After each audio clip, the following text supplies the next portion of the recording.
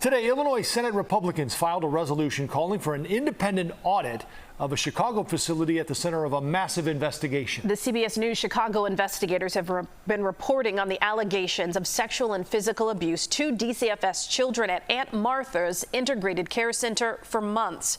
Our Megan Hickey has the latest push to uncover what happened. These children were already victims of horrific crimes, and instead of providing them with the help they need, the state made them victims all over again. In July, we told you at least 2 employees of Aunt Martha's Integrated Care Center had been arrested and charged with abusing kids in their care. Manager Trulon Henry was arrested and charged with sexually abusing a young girl. Antonio Hopkins, who worked at Aunt Martha's through a third-party security firm, aOlert, was also arrested and charged with abuse of a child. Today, we learned he's now a fugitive after failing to appear at a court hearing in August. According to our analysis, the state has paid over $7.5 million to the security company aOlert over the past few years, most of which, about $2.3 million, appears to have been paid out after the first allegation of abuse. Today, Governor Pritzker's office told us Aunt Martha's had the only authority to cancel the security contract, not the state. We know the Illinois Department of Children and Family Services started investigating these allegations in August of 2023, but didn't stop sending kids there until May.